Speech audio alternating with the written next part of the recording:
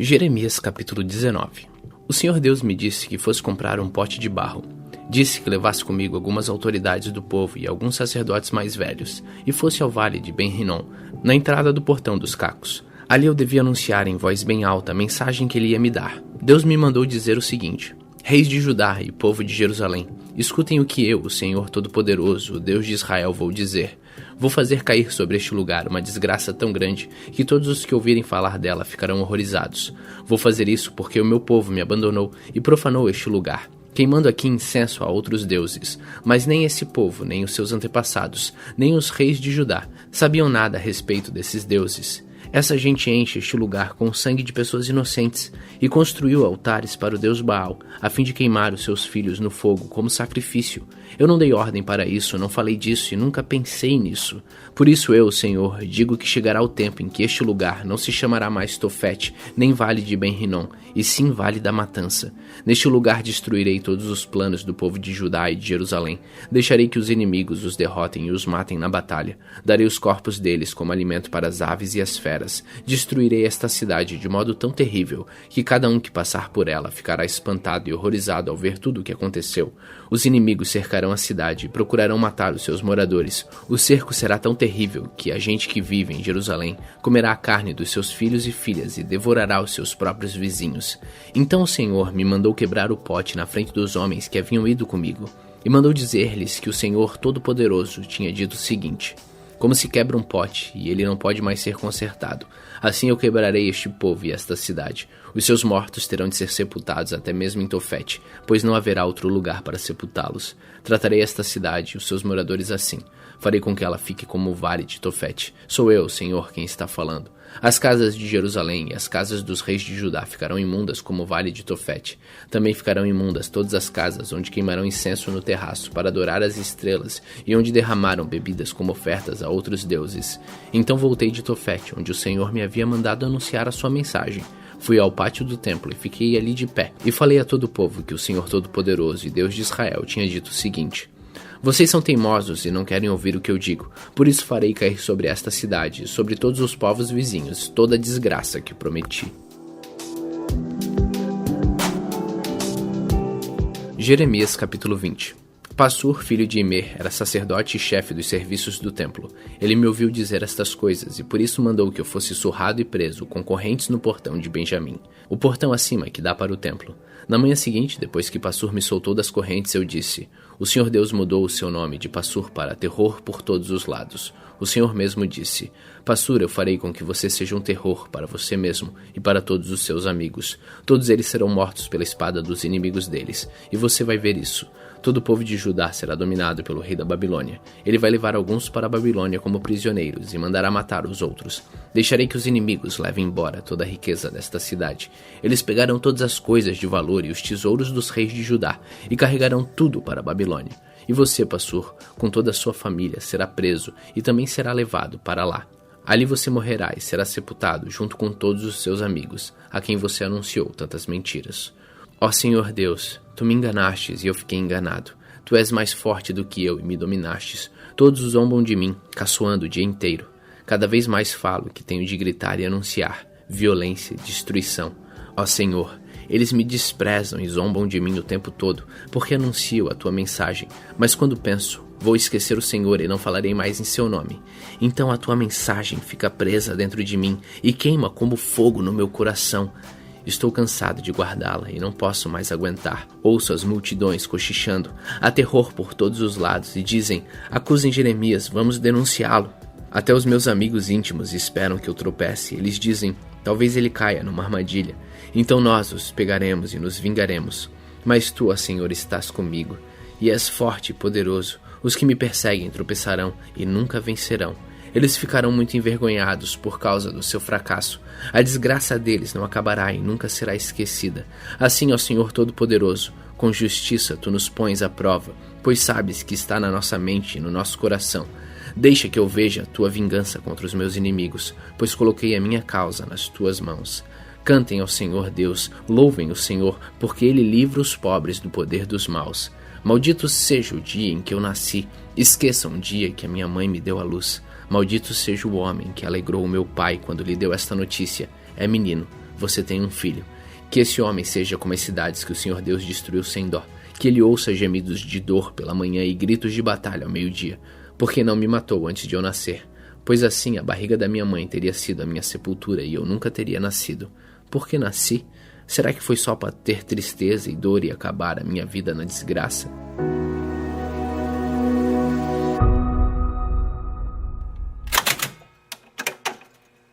Salmos 112. Aleluia! Feliz aquele que teme a Deus, o Senhor, e que tem prazer em obedecer os seus mandamentos. Os filhos desse homem serão poderosos na terra prometida, e os seus descendentes serão abençoados. Na sua casa, muita riqueza, e ele é sempre bem-sucedido. A luz brilha na escuridão para aqueles que são corretos, para aqueles que são bondosos, misericordiosos e honestos.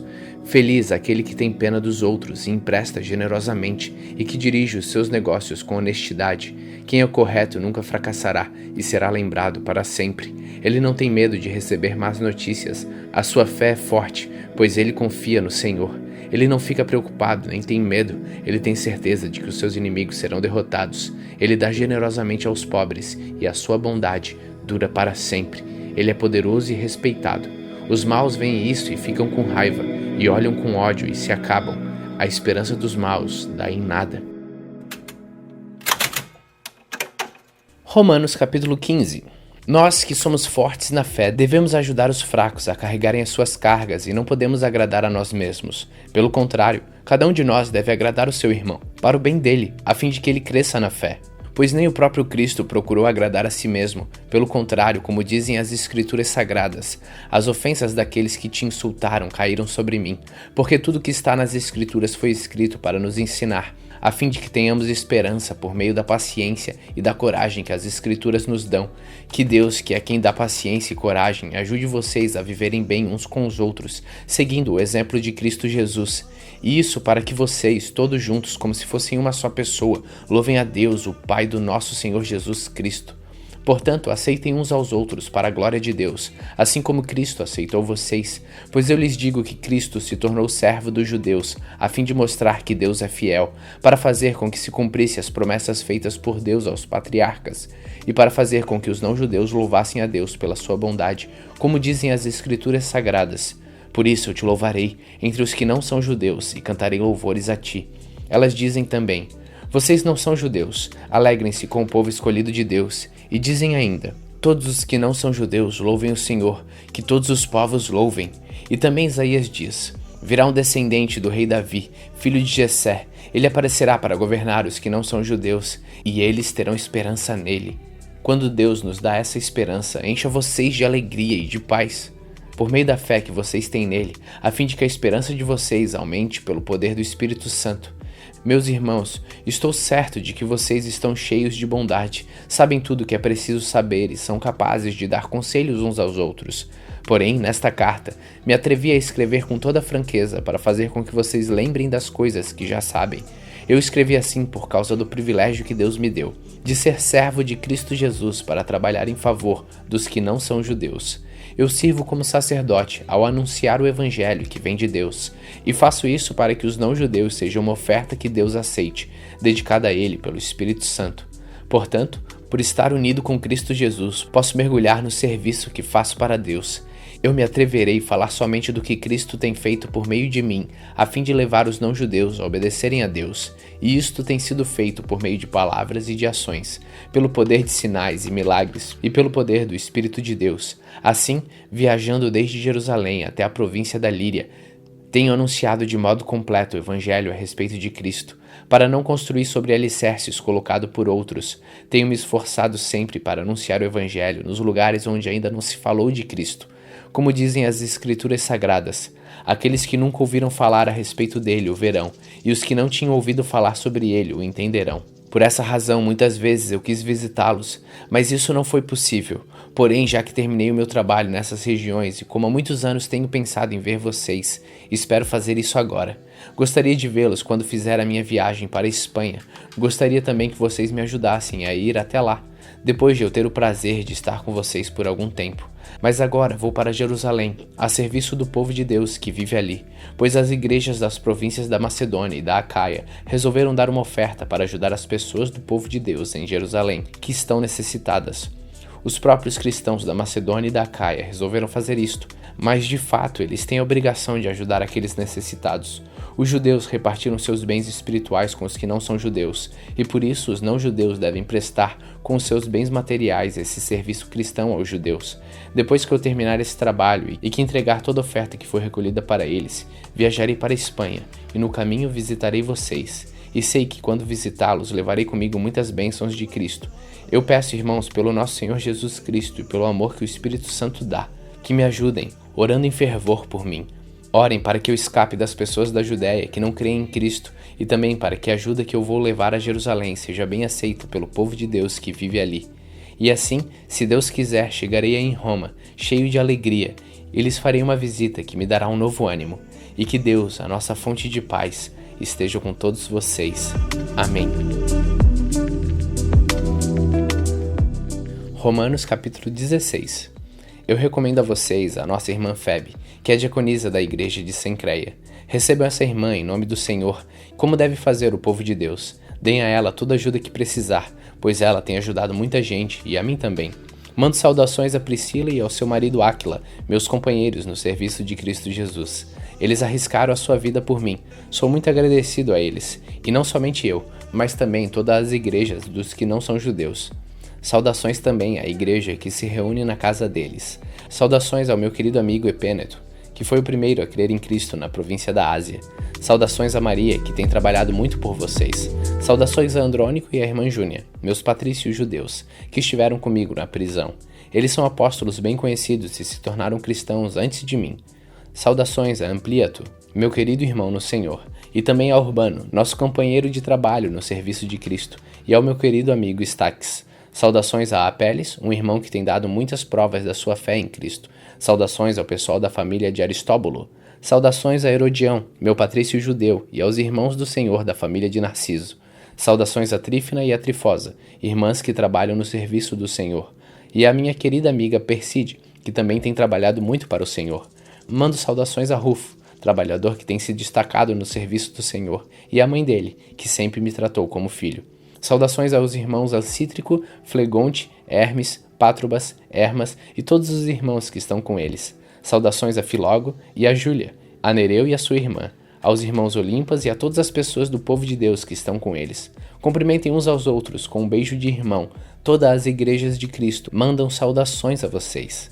Meus irmãos, peço que tomem cuidado com as pessoas que provocam divisões, que atrapalham os outros na fé e que vão contra os ensinamentos que vocês receberam.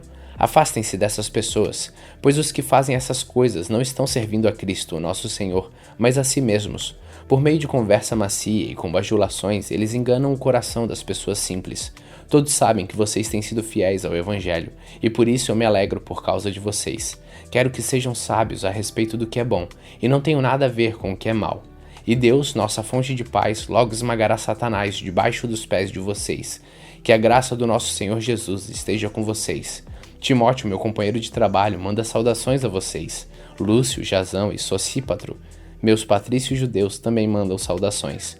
Eu, Tércio, que escrevi esta carta que Paulo ditou para mim, mando saudações a vocês. Em casa de quem a igreja daqui se reúne, manda saudações a vocês. Erasto, o tesoureiro da cidade, e o nosso irmão Quarto também mandam saudações. Que a graça do nosso Senhor Jesus Cristo esteja com todos vocês. Amém.